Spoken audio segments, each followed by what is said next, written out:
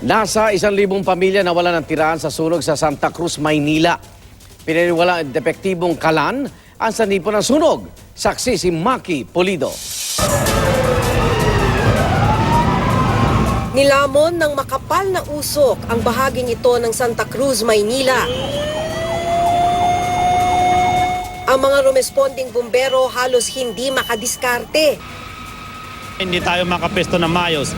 Gawa ng napaka-heavy yung traffic Friday ngayon na Quiapo Day. Sa sobrang kapal at itim ng usok, mistulang wisik lang sa nasusunog na gusali ang ibinobombang tubig.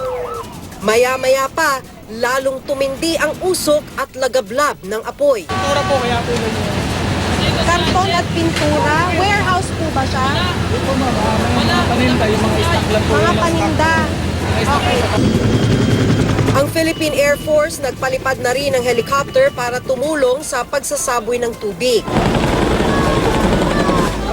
Pati ilang residente nagbayanihan na.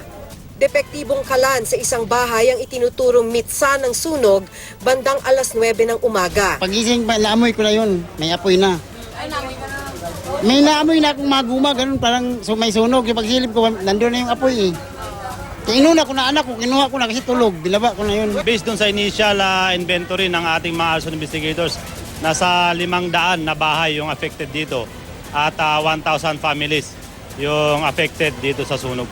Mabilis ding kumalat ang apoy dahil yari sa kahoy ang karamihan sa mga bahay. Sa ilalim na muna ng LRT nagpunta ang mga residente, bit-bit ang naisalbang mga gamit. Nanlulumo, lalo't magpapasko. Sa gitna ng pag-apula, mayat-maya na may nagsaspark na kuryente. Tinatayang nasa 5 milyong piso ang napinsala sa sunog. Nasa 6 naman ang naitalang sugatan.